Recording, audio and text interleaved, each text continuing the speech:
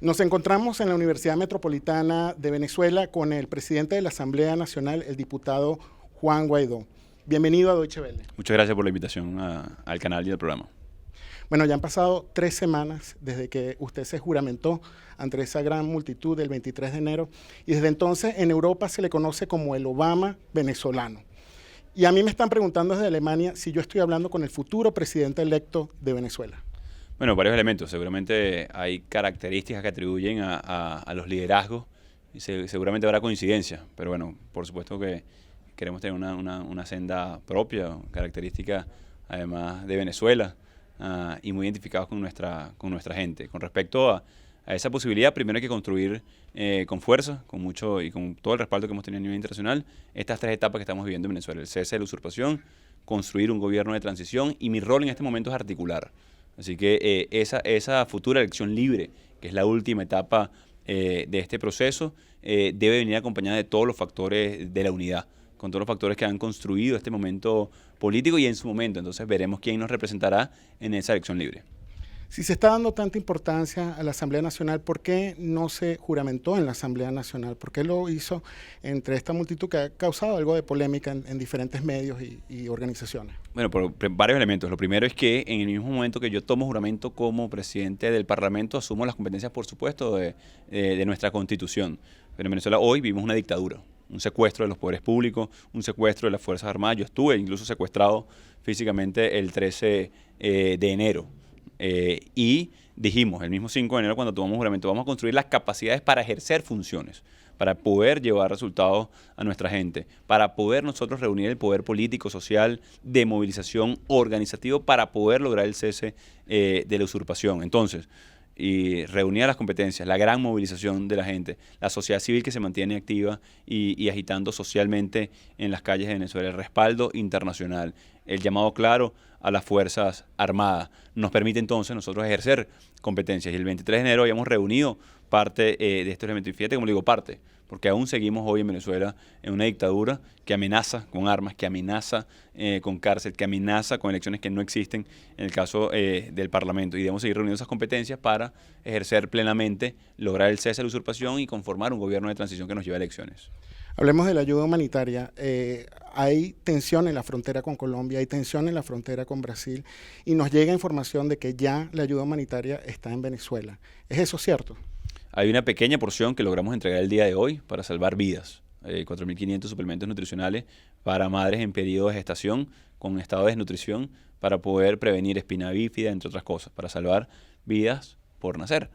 Y casi 85.000 suplementos nutricionales para jóvenes o niños, bebés en estado de desnutrición, para lograr estabilizarlos inicialmente. 85.000 que significan 1.700.000 porciones. Eso no es suficiente. Eso alcanza para un periodo muy finito, por eso debemos abrir el canal humanitario. Y claro que hay tensión en la frontera y debe haberla, pero no en la frontera, sobre todo en las Fuerzas Armadas y en una pequeña porción del régimen que desconoce la crisis, que la niega, que niega la migración de casi el 15% de la población venezolana en los últimos años, producto de esa emergencia humanitaria, que desconoce el 2 millones % de inflación que sufre Venezuela por el mal modelo y la corrupción en Venezuela, que desconoce que 53% del PIB se contrajo en apenas 5 años, producto de su mal manejo de los fondos públicos. Entonces yo entiendo que ellos sientan tensión, porque no pueden reconocer la crisis que generaron, que no pueden reconocer la crisis que ellos empujaron al pueblo de Venezuela. Por otro lado, hay un pueblo esperanzado, que es distinto, a que entre la ayuda humanitaria como primer paso, por cierto, porque sabemos que no es la solución a la crisis. Queremos es que cese la usurpación para lograr estabilizar al país, lograr abrir el corredor humanitario, lograr generar gobernabilidad, reinstitucionalizar, implementar los planes de desarrollo, frenar el crecimiento o la hiperinflación desatada en Venezuela, rescatar la industria petrolera, generar puestos de trabajo, entre otras cosas. Entonces, claro que hay tensión en una pequeñísima parte de la población que sabe que no tiene ningún tipo de respuesta hoy para el venezolano. Pero hay nerviosismo dentro del gobierno de Nicolás Maduro de que esa ayuda humanitaria venga con una intervención militar. ¿No teme por la seguridad de estos voluntarios por Venezuela que están intentando traer esa ayuda humanitaria al país? Mira, el riesgo de eso lo tiene el régimen, hoy que usurpa funciones. Hoy cualquier actividad para reunir fuerza social, voluntariado, política. Hablar claramente de las Fuerzas Armadas será el legítimo ejercicio de nuestras competencias a nivel nacional en Venezuela para lograr salvar vidas. Hace unos días murieron 8 niños en Anzoátegui, todos menores a 3 años, por diarrea y vómito, en estado de desnutrición y deshidratación. Es decir, niños en Venezuela mueren por no tener comida y poder hidratarlos en un hospital. Realmente la gravedad del asunto que tenemos. Entonces, en el ejercicio de nuestras competencias, como presidente encargado y comandante en jefe encargado de las Fuerzas Armadas, aunque sabemos la situación que hay hoy de miedo a lo interno de esa fuerza, vamos a ejercer la presión necesaria para que ingrese esta ayuda. ¿Hay temor de que no ingrese, de que no pueda ingresar esta ayuda a Venezuela? Bueno, es una opción, sin duda. Es una opción que ha estudiado el régimen. El día de ayer, en un campamento humanitario, como una prueba piloto para llevarlo a todos los estados del país, intentaron sabotear este proceso, intentaron sabotear esta situación y no pudieron. Yo creo que va a ser muy similar cuando miles o cientos de miles de voluntarios se dispongan a que ingrese, y apelar siempre a la conciencia de las Fuerzas Armadas, a que se pongan del lado de la Constitución. Y de nuevo, no le hemos hablado entre líneas a las Fuerzas Armadas. Hemos dicho muy claramente que deben permitir el ingreso de la ayuda humanitaria, y el que no lo haga va a ser considerado como un crimen de lesa humanidad. En Venezuela pudiéramos estar hablando de un genocidio silencioso, cuando cientos de miles han perdido la vida por falta de insumos, por no proteger el derecho a la vida, este régimen del venezolano. Así que este régimen asesina de manera directa, como el FAES, que asesinó a 70 en una semana porque estaban protestando, o de manera indirecta porque no atiende la crisis de alimentación, porque no atiende la crisis de insumos médicos, e incluso la inseguridad que convierte a Caracas en la capital más violenta del planeta. Usted ha dicho recientemente que podría suceder una intervención militar de los Estados Unidos. ¿Usted no teme que eso pondría en riesgo a la región o desestabilizaría la región como ha pasado en otros países? No, yo no he dicho eso. Eso es importante decirlo. Me han preguntado mucho sobre la posibilidad de que un país preste ese tipo de apoyo. Y yo he dicho claramente que todas las decisiones que va a tomar Venezuela de manera soberana en el ejercicio de nuestras competencias, como presidente encargado, como Parlamento Nacional, salvaguardando la vida de todos los venezolanos, procurando un poco o ningún costo social, generando estabilidad, gobernabilidad para el país, atención a la emergencia, salir de una dictadura, en el ejercicio de nuestras competencias decidiremos cuál es esa fuerza necesaria para lograr el cese de la usurpación. La prensa internacional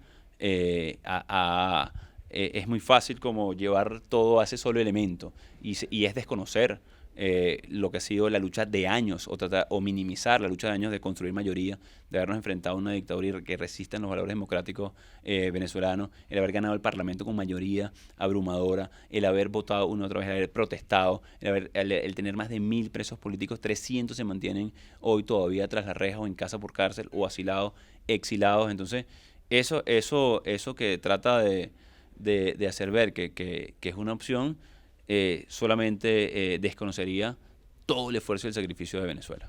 Sí, pero es visible que hay mucho apoyo de parte de los Estados Unidos a su gobierno de transición, y hay el temor de que eso sea un arma de doble filo, porque también lo utilizan sus enemigos para atacarlo. ¿No cree usted?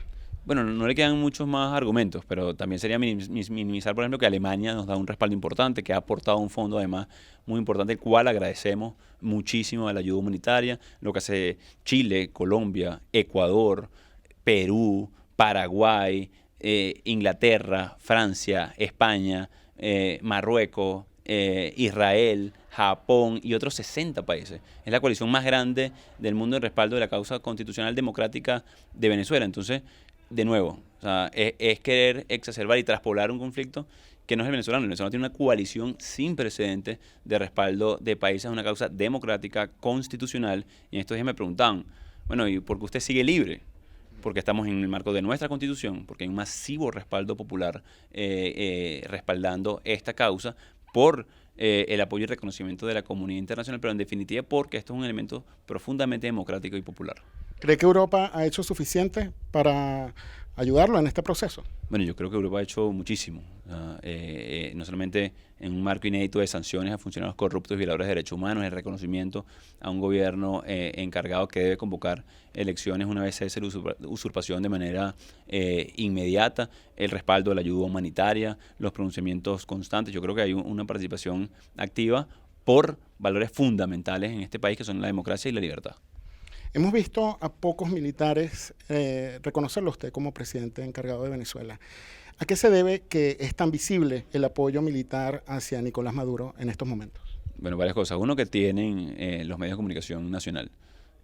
Probablemente ustedes, los que nos están viendo, nos han visto en mucha prensa internacional, en algunos periódicos, y los invito a contrastar en cuántos programas de televisión me han invitado en Venezuela. Ninguno. Es impresionante. Cuando el mundo entero está muy pendiente de lo que pasa en Venezuela, producto de la censura, de la dictadura, no hay ningún medio. Porque hay un paralelismo con esto. Porque la verdad, el 90 u 80% de las Fuerzas Armadas siente lo mismo que el 80% de la población.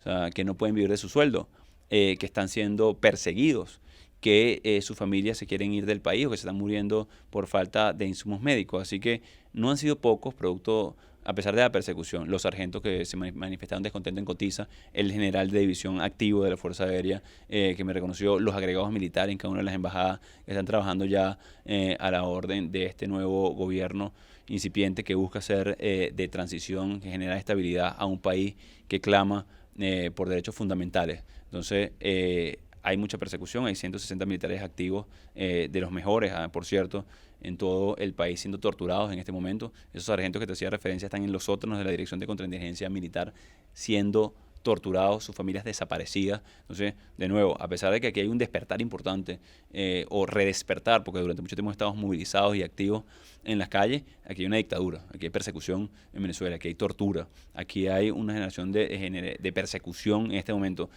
Y lo que me permite aquí seguir hablando contigo, de nuevo, es la gran movilización popular, es el respaldo internacional y es nuestra Constitución. No porque no haya tentaciones, ya me secuestraron una vez, ya han amenazado en un par de ocasiones a mi familia, ya hemos visto lo que hacen con la disidencia en Venezuela y es probable que lo vuelvan a intentar, pero seguiremos firmes en el ejercicio de nuestras competencias. Sí, de hecho, Diosdado Cabello, el presidente de la Asamblea Nacional Constituyente, dijo que en lo que baje la presión, lo quiere meter preso.